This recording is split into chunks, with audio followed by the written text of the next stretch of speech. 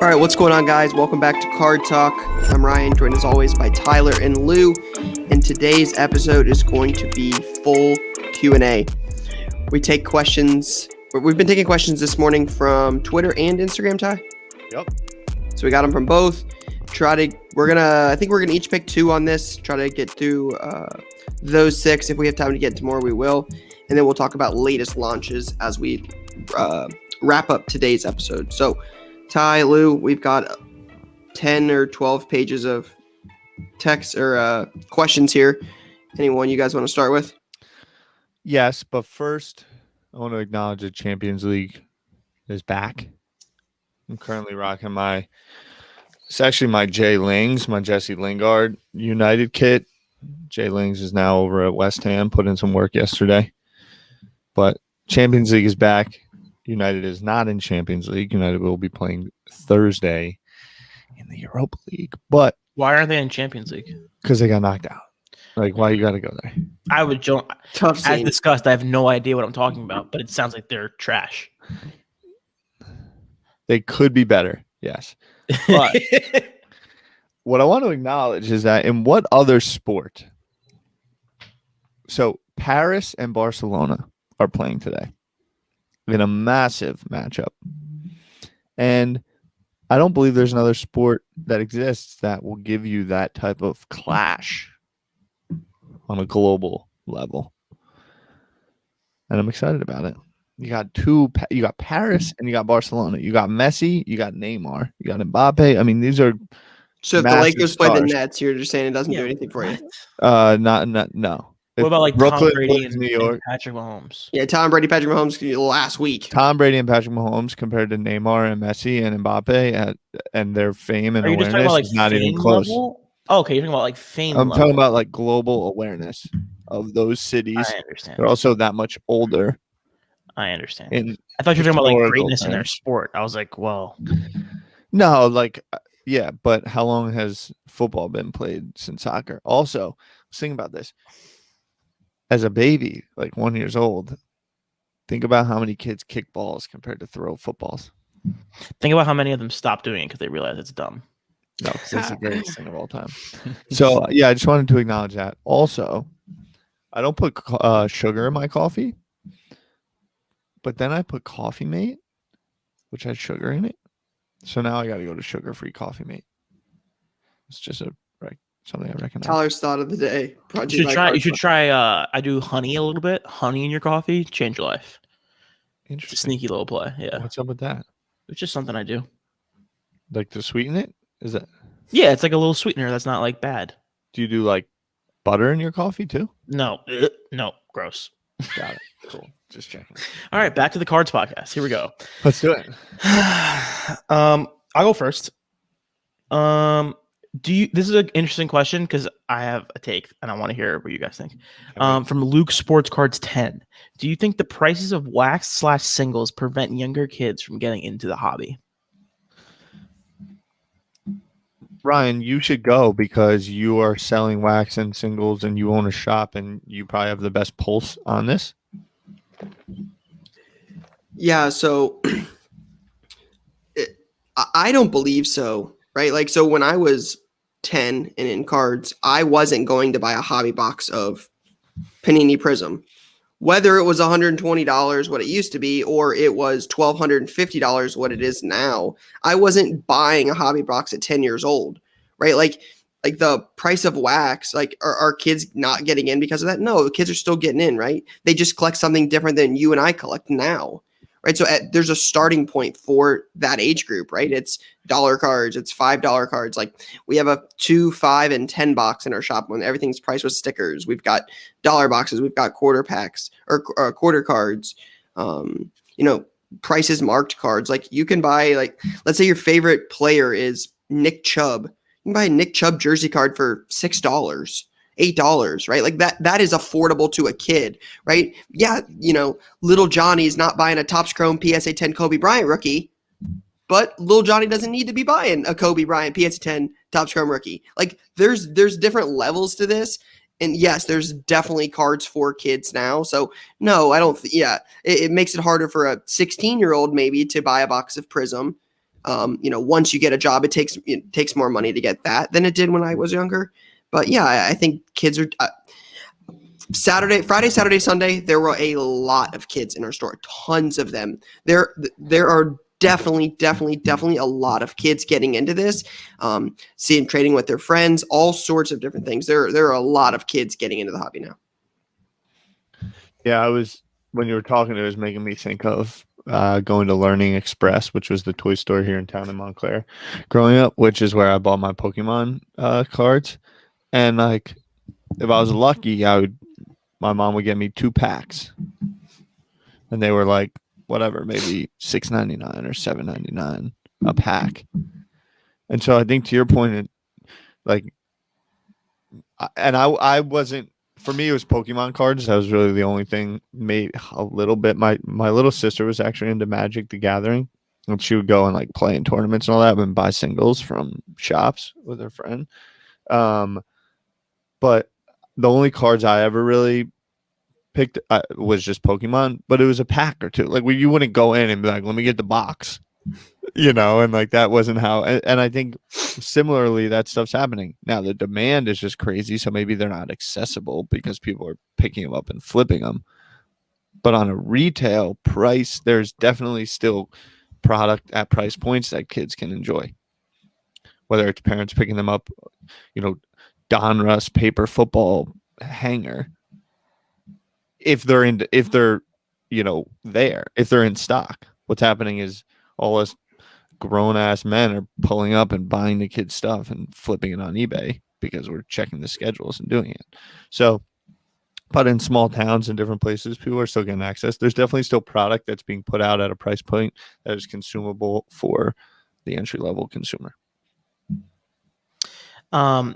Yeah, whenever I think about this, it's one of those like hobby myths that like people get worked up about, but doesn't actually exist. Like Tyler's saying, I was never a kid buying a hobby box of anything. And you were saying as well, Ryan, like I was never buying a hobby box of anything. I was going after guys I wanted. If you like Hollywood Brown, I guarantee everyone there's plenty of Hollywood Brown lying around. You know what I'm saying? And for the kid who wants to get in this to make money, like, hey, welcome to the show. Like, you got to do what you got to do to make money. Like, that's how it works. So we're not just going to give the kids free, like cheaper stuff because they're kids. That's just not how life works. So whenever I think about this, I'm always like, well, either they're going to get the stuff that they want because the singles they want are available, or they're going to have to grind like everybody else. So that's always been how I landed on it. And like Tyler is saying, if they want to rip a box, there's plenty of score football lying around. Yeah, you know what I mean? An immense amount. And one of the things that we do is like I'll try to carry product that's we've got some 2014 boxes in there, right? It's still got Devontae Adams, Mike Evans, Derek Carr. Like there are still guys in there, and it's $170, $150, $120. The price point's different, right? The newness, the new shiny object with Justin Herbert and Joe Burrow makes that stuff so much more appealing. But there are options out there for there are levels to this, and there are different options for everybody. It's like Lego. You can go and get like your, $14.99, like little couple guys in a smaller box. You can get the $39.99 that you're probably catching on a birthday. It's not like a, post dentist office pickup. It's more of a birthday thing, and then you got your Christmas, maybe $69, $70, Hanukkah, whatever. Little kids that like Lego aren't getting the Burj Khalifa, Lego Architect City Pack that's flipping on StockX. Like it's not how it goes. And the other thing is, I was thinking, it was like most kids probably don't even want to buy boxes. They want to do like breaks, right, Ty? Yeah, or just watch other people open them on YouTube. Yeah, just go to a card store and go through dollar boxes. Yeah, we have a lot of that. There's like 1,000 different directions. It doesn't have to be that they have to have boxes. Like, let's not pretend that kids can't have a fun time doing cards and literally anything as long as it's cards related. Yep. Aligned. Yeah. Next question. Who was that? Who asked that question? Do we have that was socials? Luke Sports Cards 10. Luke Skywalker Sports Cards 10. Nice. Not Luke Skywalker Sports Cards 10. Now you're giving out fake Instagram accounts. It's a whole thing. Luke Sports Cards 10. Got it. Who's up? You. Me. Interesting. Okay. Here we go. Well, you got one you like? Yeah. I can go again. You went once. All right. Let me see. I like this account Boulevard of Cards. You went once. All right. Here we go. No, wait, Ty. I got a good one, but I will. It is very interesting. Jason sent us 10 pages of questions. There are 8 questions on each. I would wager to guess at least 70% of these questions are about anything other than baseball, basketball, or football. That's true. The majority of them are not about They're baseball. not. Yeah. I see Marvel. I see Serena Williams. I see Pokemon. I see Pele, Harry Potter. Like that is very, very interesting to see what's on this list. But Tyler, didn't mean to interrupt. Serena mentioned in last episode for 1900 PSA 10 sold last night for 16 grand. Yeah. We got to dig into that for a second. That's from 614 Cards at 614 Cards. This is my question that I'm going to hit. And the first answer aspect, we can focus specifically on the sport that you guys all know and love. But then it's more of a macro question that we can address that we've talked about. From Chris20 Riddles at Chris20 Riddles on Instagram. Tyler's thoughts on Virgil Van Dyke. Is it a good investment even though he's a defender? So Virgil Van Dyke is the starting center back, arguably one of the best defenders in all of proper footy. Starts for Liverpool. He took a brutal, unnecessary injury this past season, and he hasn't been playing. Tore his ACL. He's been out. He was really their rock. He got signed by Liverpool and has kind of like became one of the first culturally relevant in modern times badass defenders. There's been a ton of them. That's probably a bit out there, but he was like the guy. I'm trying to think of, he was like the way Ray Lewis was the guy. He kind of started making, and he changed the whole market for teams going after center backs, realizing their impact that they can have. Beast. He's been out. Liverpool's been hurting because of it. To answer the question, thoughts on Virgil van Dijk, is it a good investment even though he's a defender? No, is my answer. No, is my answer. And I say no because there's a world of me that would say yes because of how big of a beast he is, but opportunity cost based on other players and things like scoring goals, it just doesn't even compare and compete.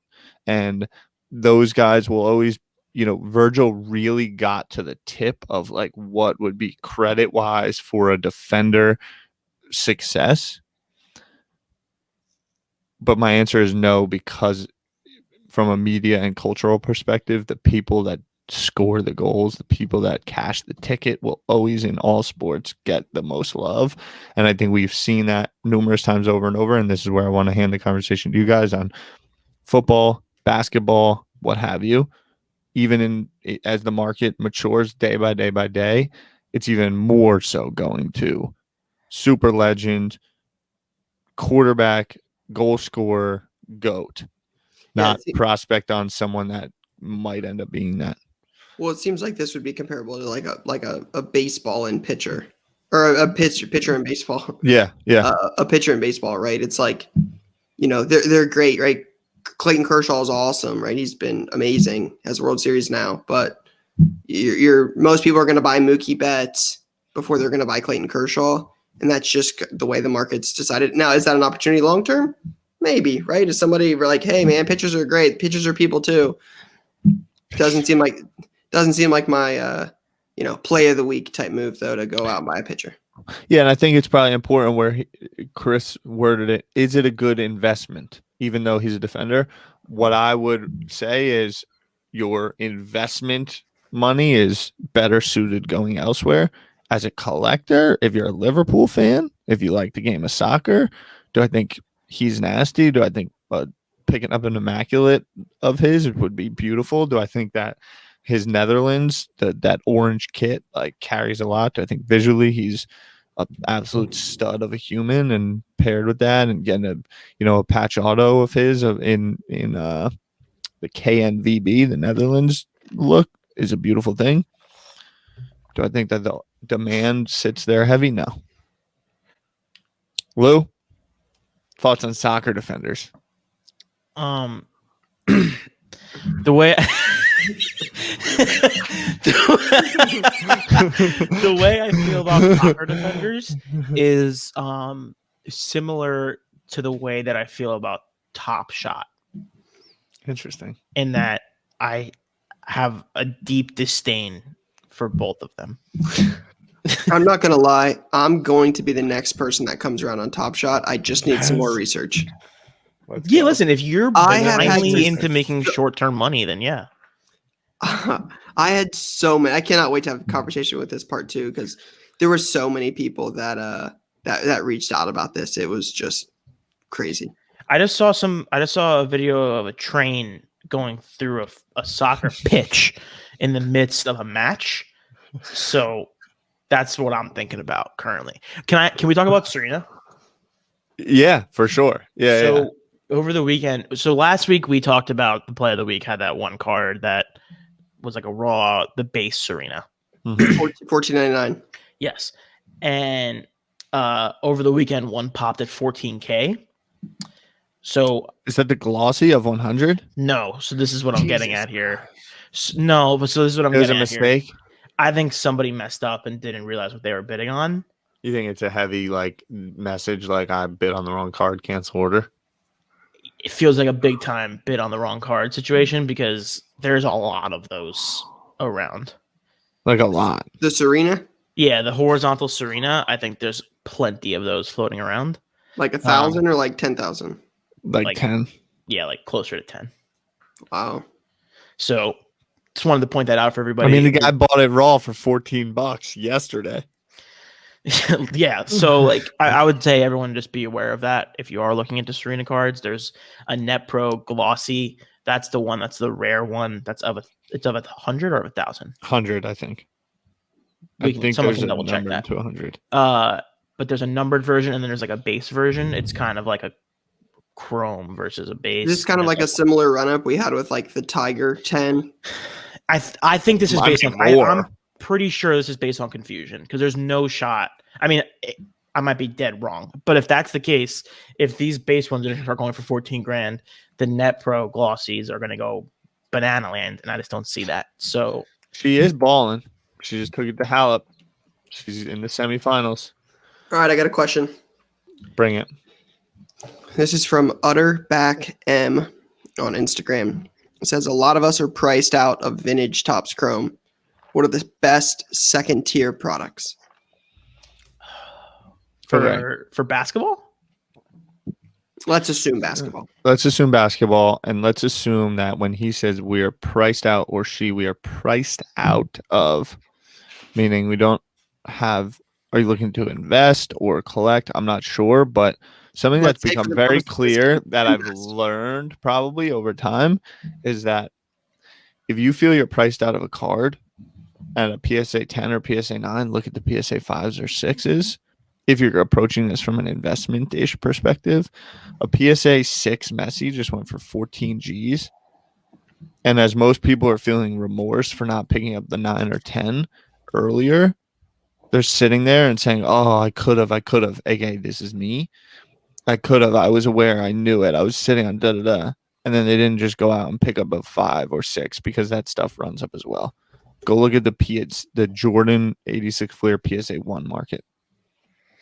So just to answer his question, you're saying don't buy a Bowman Chrome. You're saying buy a Bowman Chrome 9. You're saying buy a Topps Chrome 6. Yeah. I'm saying that, and what it is it's kind of largely my own learnings, and probably that if you've listened to all 34 shows of this, the energy you've got is like, oh, go look at alternatives. I think a newer thing that I've been trying to pay attention to is go find lower PSA grades. For the point of this discussion, this question only, hey, I can't buy Topps Chrome, what do I buy? I'm going to disagree completely.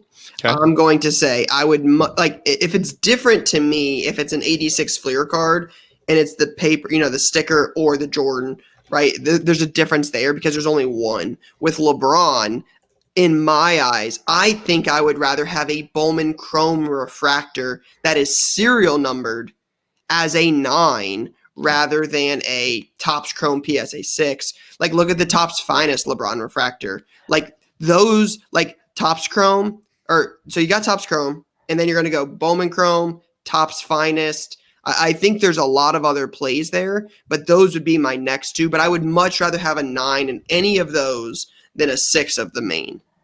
I was gonna say, right, between the Bowman Chrome and the Finest refractors, I feel like the Finest is such an underrated card for LeBron. The 03 Finest is criminally underrated. I like the 03 Topps collection. That's a great card. That's a great card too. But I like the design. If we could pull it up, Ty, I'm gonna send you a link. Let's keep talking. But like the 03 LeBron Finest refractor, the design of that card is so fire. I said my mic. I'm so another sorry. one from that time period that is pretty popular is the Topps Pristine. Mm-hmm. So there's 3 different variations in that one. I believe it's an A, B, and C. And I think a couple of those are numbered. They're numbered pretty high. I want to say like 1,500 or something outrageous.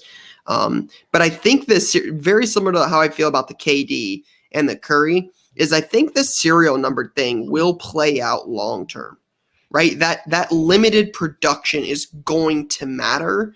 I'm intrigued by that. So I would say Topps Finest, Bowman Chrome, Topps Pristine. Those are some of the ones I would look for. Again, if we're just assuming Topps Chrome and right around that LeBron rookie year period.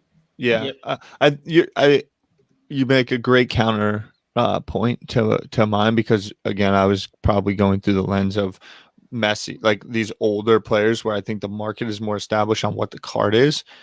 Where the LeBron, what is kind of fascinating is obviously the 03 Topps Chrome kind of went out in the lead, and now people are realizing that he's got a ton of different rookies.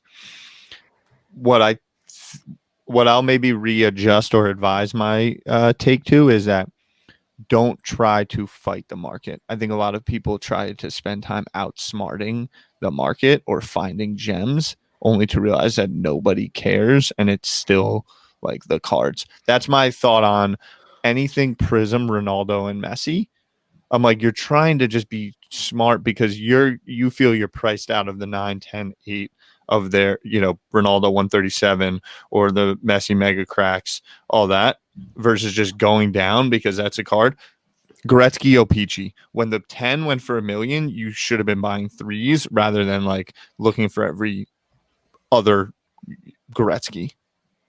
Yeah, we talked about that. It's the thing where like everyone wants to be the smartest person in the room, and you're like trying to make up things that don't exist. It's like, hi, this is right in front of your face. Just execute on that rather than trying to do something else. Yeah, unless you have the unique ability. Like certain people, it all comes back to storytelling and demand and how markets move in that regard. If you're like the Gretzky guy and you've been, collecting Gretzky for 45 years, you probably have a bit of like either sway or know the thing. But if you're just looking for a card, like, and you go pick up the first Prism Gretzky you see and the same price as a PSA 2 Opeachy, like it also depends what you want. Do you want it to look good on your desk or are you trying to make some profit and sell? Yeah.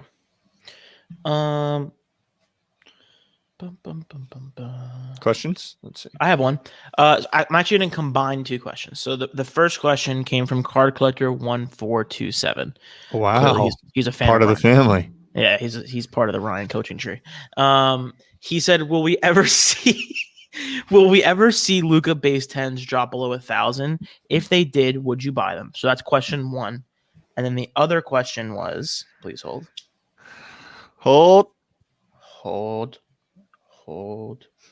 The second question was, is now the time to buy Ultra Modern? I'm trying to find that person's handle. I will find it, but I'm combining. Does Luka ever go below 1,000? If so, do you buy them? And then how do you guys feel about what's currently happening with Ultra Modern cards? Ultra Modern cards being anything like 2012 or later. So Santiago. So it's S. So this is is it time to buy Ultra Modern? Looks like Santiago Zalaz. SANTIGONZALE. Santi Gonzalez H. There we It's go. his name. It's his name combined. Santi There Gonzalez. we go. Try to spell it all out. Give him some love. Yeah. Yeah, I saw this getting a lot of traction on social media the last couple days. I know Sports Card Investor had kind of mentioned it. Yeah, I'm not sure how to answer this. This seems it's hard to say. I think many of us would say we're probably guilty of it. That like when you're in the moment, it just seems like the moment's gonna last forever. Mhm. It's like, dude, the card market's on fire. Like it reminds me so much of like July of last year when everything just had this massive run up, and I'm like, dude, why would you sell anything? It goes up every day. The next time you sell it, we're just talking about this Serena on last week's episode. It was $1,900. Now you tell me it's $14,000 in a week, right? It's like, so it's hard to say that, hey, is Modern now the time to buy? And it's like, well, is Kobe stuff going to go down in the next 2 weeks? Right? It's man, I guess I answered it with a question, but I just think so much of the market right now is focused on the GOAT stuff because I feel like the supply of that stuff is a lot less than the ultra modern. What I always come back to on when I'm thinking about the ultra modern, and when I say always come back to, it's the last like 2 weeks of me thinking about it, is like my hope is, because it's inevitable. Luka's not going to be 1,300 forever. That's just not how it's going to be. So when they come back, how much of it is based on performance? I would imagine that there's going to be a little bit there's going to be some sort of movement come playoff time, right? And then who's going to be in the mix then? It seems like it's going to be Mitchell, Embiid, Giannis, Jokic, Luka. Those seem like the guys that are going to be in the mix. Oh, and Booker as well. Booker is the other one that's like a little sleeper option. So when those come back, how are people going to react to a Donovan Mitchell card that's currently sitting at 350 or whatever? Last time I looked, it was 350. I think it's closer to 300 now. So how are people going to look at that card in relation to, all right, I could buy 4 Donovan Mitchell base cards right now, or I can buy 1 silver? Like, is it going to go into more of the rarer modern? And is the base stuff going to be completely gone? Or is there still going to be a marketplace for those modern base cards as like a day trading asset? That's something I'm thinking about. Will Luka dip below 1,000 and is it a buy? It will dip below 1,000 and it might be a buy. I think they're not that good this year. I think things change fast in this league. The Mavs aren't that good. He is very good. Incredibly good. So 12 months from now, if they are third in the conference, will there be more heat? Yes. But I will say that I think we've been saying, oh, everyone's focused on the GOAT market. I think people are saying that. Generally, the consensus in the Hobbit, everyone's focusing on GOATs. I actually think it's different. I actually think people are waking up to the supply and demand equation. And I think that it's more interesting to think about one of my closest friends, Martin, who is like quant math, makes just like weird plays. He's going after Drew Holiday gold, tops gold right now. And I think that there's just more pressure on the supply and demand conversation. And that's what I worry about Luka, because whether you look at 2012 Prism, which you kind of denoted as modern, there are supply constraints on players if you keep working to find them. And I'd rather prospect on Drew Holiday than Donovan Mitchell right now in a world where I don't know the numbers off the top of my head, but a significant amount less of Drew Holiday in a world where they're going to be playing in the conference championship. And Donovan Mitchell, yes, they're number 1, but take the pop into equation and like where he sits. I think that it's not about GOATs versus modern. It's about supply and demand. That's why Booker Silver is such a banger card. The population is just so low. And so you might see a detachment from where you said numbered, colored Prism And, like silver, sometimes at a higher pop, sells for more than certain colored. I just think over time that you'll see those things reach an equilibrium. Colored prism, numbered stuff will have a higher uptick than just like the base. Yeah, I think it'll be interesting to watch this and watch what happens over the next month as we prepare for Dallas. Again, is what are the what's the vibe of the market leading up to and at the Dallas show? Mm-hmm. Will it be the same thing that happened, end of January, or is it going to be something completely different? I worry about it with Marvel big time. Big time. About what? About supply. I mean, like Mbappe Prism was one of those things where it ran up, and then all of a sudden there was so much graded, and the base Prism has come back down and is a healthy selling all day at 800 right now, which I think is a beautiful thing. But I think in the next 6 months, the amount of Marvel cards that are graded are going to get scary for $3,200 boxes. They're way more than $3,200 boxes now. I was trying to go conservative. What are they at now? 4? I'm pretty sure a couple popped at 5. Jesus. At a certain point. I'm pretty sure. Worries me. Interesting. Definitely something to watch. All right, I got a good one here, and then I think we can kind of play this off a bunch of other off of a theme I've seen in some of these questions. So I'll ask it open-ended, and I'll kind of bring it back together. But it's from Prime_Finders on IG. It says, with all the new releases coming, which are you guys most excited for? I will start. Select football. You know what? I was going to say select retail football. I'm very interested to see what happens with select retail. Yeah, that will be very, very interesting. Give your reasoning, Ryan. I just like select more. Personally, I mean, right? Collect what you like. I like the field levels. I think the field level base and field level silvers are widely underappreciated compared to so many other things. I would much rather have a field level silver of Joe Burrow than a prism silver of Joe Burrow. That's just personally. I'm not saying for investing. I'm not saying for this, that, or the other. Just personally, I would rather have the field level. I think it looks cooler. They also have the XRCs. That is a major selling point. Those are super, super collected, right? So we've talked about this before on the show. It's a redemption for a guy that's coming in the next draft, and it comes in the prior year's release. So QB1, per se, would be likely Trevor Lawrence. But you don't know that until that player's drafted. So they have a lot of popularity on draft day. You just got, the tie-dye patch autos, the gold prism, the gold field level rookie, the gold premier rookie. There's multiple variations to it. I think Select's probably my favorite football product of the year. And I know Panini put up some information on their website about it yesterday that it said it's coming soon. So it means we're probably getting close to it here and going to start counting down the weeks. But that's what I'm looking forward to. Is there any information on what they're putting in the retail? Is it just going to be like it'll probably just be a different parallel, right? I have no information on it. I haven't seen anything on it other than the sheet on Twitter that everybody else seemed to see. That was like, hey, retail's coming, but it'll be pushed back. That's really all I've seen about it. So I don't know anything about it. I always say that, the retail craze is out of control as it is, but I've been dying for one of these releases to have something absolutely insane in the retail product.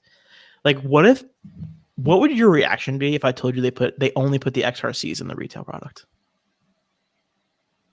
That would be insane, bro. Yeah, it's like Genesis parallels in. But the XRC is so much bigger than Genesis, I feel like. Am I wrong about that? A Zion Genesis was like at one point like $3,000 raw. That's pretty big. Yeah, I guess that's true. Yeah, I don't know. I just feel like select football. I agree with you. I think select football is really, really big. The thing I was looking forward to the most was Topps Series 1, which came out and I got crushed in like the 3 breaks I did. So I have to think of something else. Tyler? I am fired up for, obviously this is obvious, couldn't be more obvious, Panini Premier League Prism, Yeah. which I believe is next week-ish, towards the end of the month. And then the other one I'm super pumped about, but I don't want to botch it, is the upcoming golf release. I believe it's the Upper Deck Artifacts. Yeah. Yeah, I just think it's going to be huge. When I think about what golf is, when I think about the money that's in golf, when I think about degenerates, when I think about rips, all this, I think that product is going to be big and a lot of fun. And I think there's going to be some relics in there packed, the whole nine. It's going to be So I love all of those. And I'll say this, you say collect what you love. Soccer and golf are like two of my favorite things, and I'm getting my hands on those products. Love it. I would pick, for me, I'm going to pick Contenders Optic Football. I love Contenders Optic Football. Those cards have always come across to me as some of the most clean cards that exist. I love the color parallels of the autos and everything. To this day, I still think I'm not even sure how I feel about the guy anymore, but like I have been thinking about buying a Daniel Jones red Contenders Optic auto for like 7 months now. So like that is like a literal thing that I think about. To me, I've always loved that card, and I'm excited to try to get like a Herbert Blue or something like that. Yeah, that's going to be a big release. I agree with you on those. I think there's some value in Contenders Optic. I agree. It's got that shininess that everybody loves in the hobby with Select, Optic, Prism, they're all this stuff. clean. And you've got the Contenders, which is the brand, but they sell for a fraction of the cost. So I agree. It's a very interesting play there. But the reason I bring this all up is a lot of the questions I'm sure you guys noticed are about the upcoming, which I believe is Friday, Shining Fates release. And I think this is worth talking about because it has been a consistent conversation in my shop, and I've seen a lot of people online about it, online talking about it. Some of the Pokemon guys I have in shop swear by this product. So I just want to kind of get your guys' feel for it. Are you excited? Do you anticipate it doing well? Again, we had a bunch of people ask about it, so figure we might as well at least discuss it. I'm sure it'll be popping. But I think Pokemon, the company, like drew a line in the sand where they were very much like, hey guys, we're going to print a lot of this stuff. And so they were pretty clear about it with the McDonald's thing. And so I think that same rule will apply going forward. So I'm sure they're going to be trying to meet demand requirements. And I would imagine there's going to be a lot of that stuff floating around. For Rip perspective, awesome. The art, yeah, the artwork is super cool on the Shining Fates. But as far as, quote unquote, investing or buying to resell, unless you're doing something really quick, I don't see it. Right. Yeah, I mean, I agree with Lou. That's the one thing I just don't love about Pokemon is that I love about sports cards. It's just, when Panini prints Prism Hobby basketball boxes, they just can't print a bunch more of them, and they're not going to, right? You got serial numbered cards. You got things that have to be in there. Pokemon can print whatever they want, whenever they want, as much as they want, right? There's no restrictions, and that just keeps, that makes it hard. I mean, it doesn't do anything for you in terms of like the resale product like it did, originally the Wizards of the Coast type stuff. Again, I'm a novice in Pokemon, but that's the one thing is I enjoy collecting like sealed product for basketball, football, that kind of stuff. I wish the Pokemon had a little bit more of that ability. I would love to know from a Pokemon guy, like if someone that collects Pokemon, a guy or a girl, is Shining Fate something you're able to hold for 5 years, right? Are you willing to commit to 5 years? Because while some of the product we buy now is good for, like if you buy Prism Football on release day, it was, $900. It's up to $1,400. So that's a pretty quick turnaround. Pokemon, I get that is not like that because they printed so much, but what about 5 years from now? If you're willing to hold, is Pokemon sealed product a 5-year hold? Can you do something with that? I would love to learn more about that, but yeah, I'm excited for the product for sure. I think it's going to do super well. I think Pokemon has been around, and I think that Pokemon is a very smart company, and I think that Pokemon understands resale and all that jazz. And with the McDonald's thing, I think we would be not being thoughtful if we didn't feel that everything that's either happening on the McDonald's release and people going to the McDonald's and buying them out, they knew it was all going to occur. Post Malone thing. So I think they're spot on. And what I've been confused a bit about, but I've tried to remind myself the market is the market, is the demand over the new stuff comparatively to the demand over the OG stuff, at least. But what I'm realizing is it's not necessarily about the graded. People are loving ripping the new product and chasing the new stuff, which surprised me, because if you are between 25 and 35, I thought OG Pikachu, OG Charizard would be too powerful and too nostalgic to care about a VMAX Charizard. But boy, have I been wrong, because people just love ripping these hidden fates, shiny this, whatever. And I'm just like, yo, why does first edition PSA 10 Charmander, Squirtle, Bulbasaur, Ivysaur, Charmeleon, like, why is that not happening? Why is it not moving? And I think it's just because from a content, people like the new stuff. They're like ripping. That's what's happening. So I've been a bit thrown off about that. But overall, I'm still very, very, very long. Probably the longest of all things on first edition OG Pokemon stuff. Yeah, there's nothing I feel stronger about in anything to this day. Cool. Yep. Excited to talk about it once it comes out. All right, I've got a couple questions already in. Lou's got a couple. Todd, you have, I don't know how many you've done. Let's see. Let's see one more. if I can find one more here for the boys.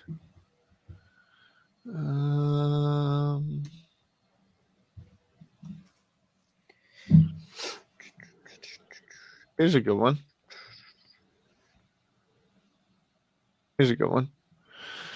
Tell us. Why are baseball prices significantly low? Did you ask this? No. Oh, interesting. Is this card collector 1116 the same guy? Is he doubling up? It's card collector 1147, I thought. I mean, The Ryan Johnson coaching tree. Stop. You have great taste in at names. card_collector 1116. Why are baseball prices significantly low compared to football and basketball? The answer is people like this. Younger people like the sport less, and younger people are doing a lot of the.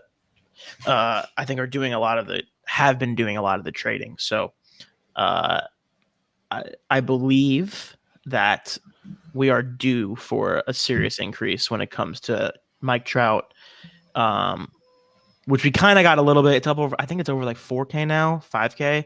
So like that one had a jump, but like.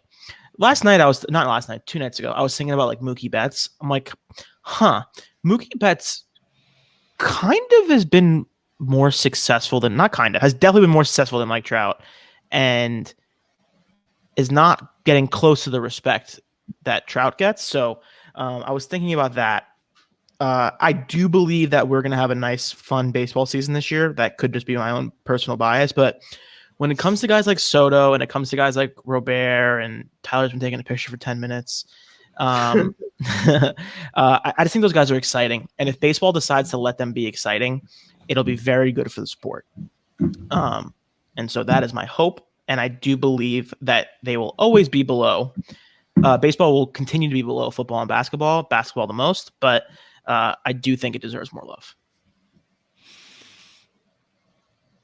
I just don't see much, if at all, cultural relevance happening in the sport. And with all that you can be thinking about right now and the explosion of everyone working from home and internet and options and all that, the only thing baseball might have going for it is if, like, because now everyone's working from home, those day games might get spicy for people, the same people that are buying cards, betting on games during the day. Yeah, I mean, like day game There's just wagers not is that so in much. play. Day game wagers are great, but there's just not. Baseball. I'm sorry, baseball is going the other way of soccer. Yesterday, a Juan Soto Topps Chrome PSA 10 rookie sold for $550 on eBay. On Thursday, January 1st, there were 2 sales that averaged $408. That is roughly a 34% increase in 5 weeks. How much hotter do you want baseball to be than a 34% increase in 5-6 weeks? Fair. That seems like it's hot to me. You're not wrong. It's very hot. There's confusion in the ecosystem. Yeah, it's not like. Yeah, I don't know. I think it's because here's why. Because our podcast, other podcasts, other content creators don't talk about baseball because a lot of people don't watch baseball. The marketplace is there. Like we've said this from the beginning of the show. The baseball marketplace is like the most loyal. That's like the OGs of the OGs are buying baseball cards. So to me, I've always felt great about baseball. But the quote, like Tyler's right. Like there isn't that much buzz and like cultural stuff around it. But I do think the market is strong, and I do think it's going to have I think baseball's going to have a really interesting year cards wise. Yeah, I think it's going to be interesting to watch, but I feel the baseball market is hotter than, these cards move pretty quickly on Facebook, right? If you see any of the Razzes or anything like that on Facebook, like quick, those cards do not struggle to fill. There are people that are wanting those, right, wrong, or indifferent. It's just that's there seems to be some buzz around some of that PSA 10 star stuff. I will say I might have been dead wrong about baseball, where I thought Flagship would overtake Chrome. It seems like Chrome is really just hot, punching me in the mouth. We're going to Wayne. Coming in hot to Wayne.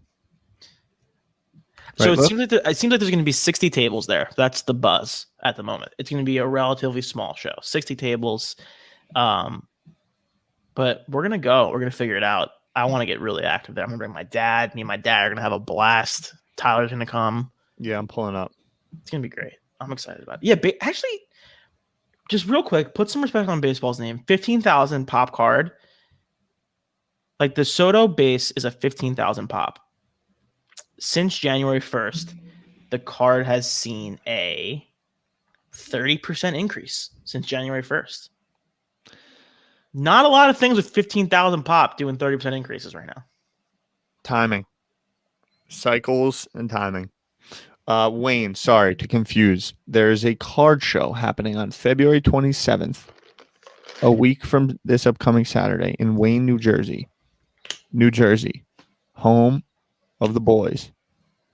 Ryan is honorary. Card collector NJ. Yeah, not gonna be there. Well, yeah, that's what's on our mental. How about real quick? Yeah. Latest launch is important because it is a massive release week. Let's do it.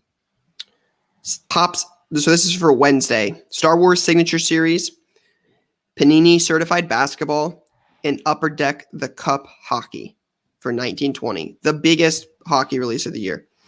Then you've got Pokemon Shining Fates, comes out Friday, along with Formula One Dynasty Racing for Topps, Leaf Flash Baseball, and Panini Limited Football. That's a lot of product. A lot. Panini Football, Panini Basketball. You've got hockey. You've got Star Wars. You've got Pokemon, and you've got Formula One Dynasty Racing and Leaf Flash Baseball. That's a lot of product in 1 week. That's a lot of product. That is some deals to be had on breaks potentially. I'm excited to see what Michael happens. McDowell won the Daytona 500. Yeah. I mean, interesting. Let's not pretend that we care about NASCAR now.